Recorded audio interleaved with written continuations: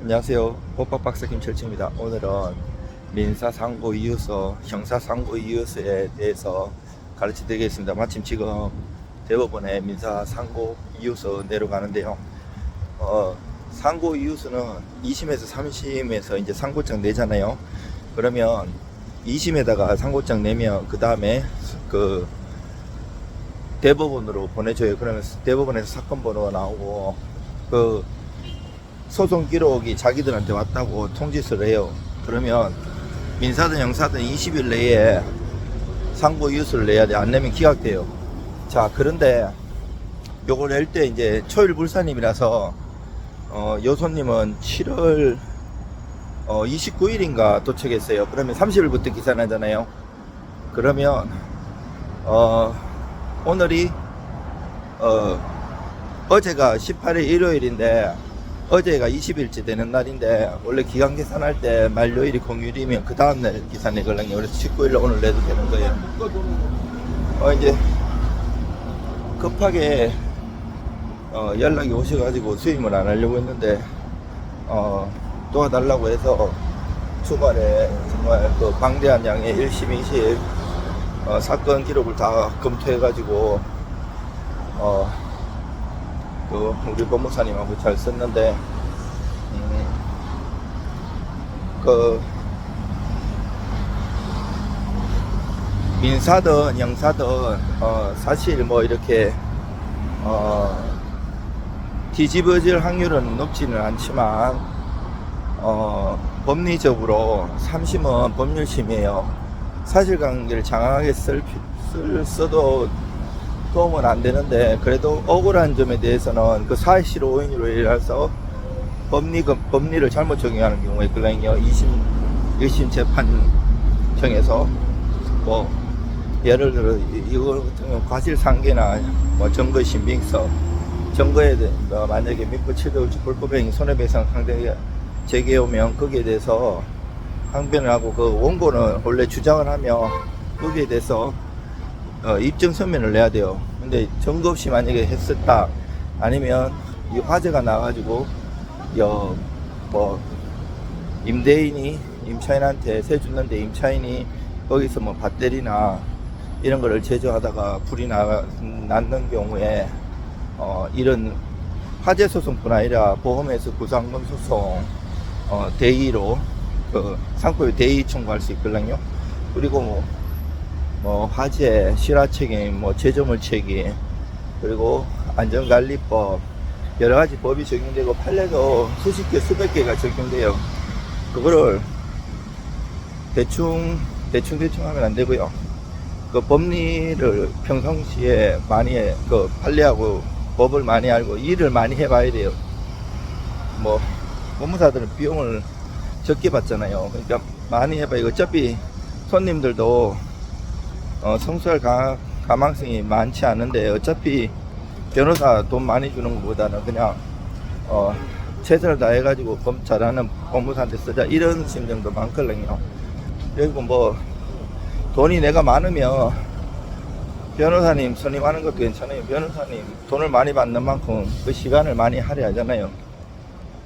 그리고 뭐 제가 돈 적게 받는다고 저는 대충 안 하고요. 거의 논문 수준으로 글 쓰는 걸 좋아하고 평상시 공부를 많이 해요. 항상 뭐 누구들하고 술 먹고 돌아다니고 이런 걸 안 하고 연구하고 그런 걸 좋아합니다. 지금 법학 박사도 땄지만 부동산 박사나 다른 것도 도전하고 있습니다. 그 논문을 많이 준비하고 있고 이 다 학문은 보니까 심리학 책도 많이 읽고 제가 이제 그 10년 넘게 하루에 한 권 이상 책을 읽었어요.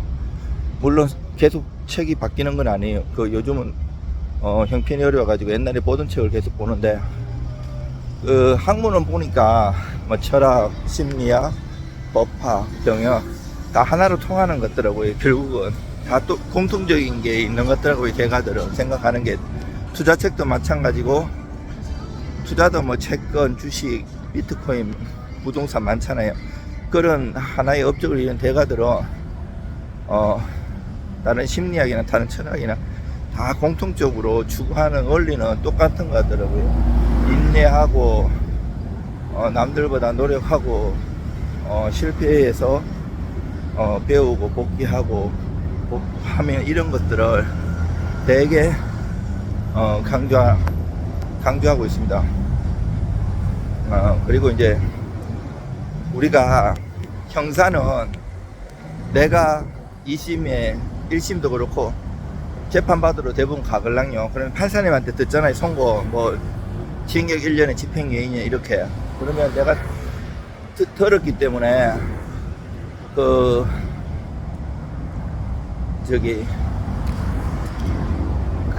그날부터 일주일 내에 상고장을 원심법원에 내야 돼. 2심법원에.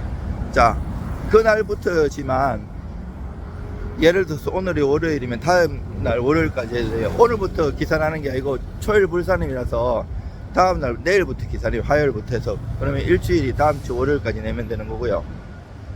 그리고 민사는 판결 선고일 안 가도 돼요. 원고 피고가. 그러면 판결문을 나한테 도달하고 도달할 때부터 2주 내에 하면 돼요. 그러면 판결 정문이 도달하고 이것도 초일 불산임이라서 그 다음날부터 기산해요. 자, 이렇게 되지만 뭐든지 이해할 때는 상고나 항소 뭐 민사집행 민사소송 다 마찬가지고요. 그 사건에 있는 원심법원에 내야 돼요. 그래야지 내가 그 법원에서 상급법원으로 보내줄 거 아니에요. 그래서 이제 대법원에 가면 사건 번호가 부여되고 소송기로 접수통지 보내줘요. 상고한 사람한테 민사든 형사든. 그럼 자 20일 내에 이 신청 내봐라. 그러면 내야 되는데 법률심이기 때문에 다 규정이 되어 있어요. 뭘 하라. 대법원의 형사 같은 거 예를 들면 원래 양형부당 이런 걸로는 안 되는데 그 판례가 있어요. 그 대법원 판례가 이제 원칙은 안 되지만 예외적으로 가능한 경우, 그리고 이제 또 다른 법리적인 모순점, 헌법이라든지 한스 켈젠의 법 단계서를 보면 그 도이치 슈프라이 독일어로 그른투노름 저 근본 규범 헌법 법률 명령 규칙작 있잖아요. 그 법에서 뭐 요즘 같은 경우는 행정법, 헌법하고 많이 행정법도 많이 개정이 돼요. 헌법을 개정하기는 힘들어도 행정법은 법이기 때문에 많이 바뀌어요. 행정법도 행정법 이렇게 되는 게 아니고 여러 가지 쪼가리 법들이 많아요. 거기서 이제 행정기본법이라든지 비례 원칙을 해도 헌법에서도 주장할 수 있고 같이 여러 가지 주장하면서 법리적으로 하면 이게 최선을 다해가지고 안 되려면 한이라도 없는데 이거 3심까지 상고장 내놓고 멀뚱하게 상고유서 안 내고 이러면 나중에 후회할 수도 있어요. 그리고 최선을 다하고 그 정성이 중요하거든요. 이게 소송은 정성인 같아요. 정말 이게 법으로 무자르듯이 뭐 칼로 이기고 지고 이런 게 없는 것 같아요. 정말 최선을 다해가지고 하면 그게 바뀔 수도 있고 바뀌지 않는다 그래도 최선을 다했기에 후회가 안 남을 수가 있어요. 그리고 이 상고 이유서는 그 대법원 저쪽에 보면 저 새까만 건물 지금 아이고 새까만 걸로 새까만 거였는데 원래 저거 16층 17층까지 있는 거 바꿔놨는데요. 도색을 했네요.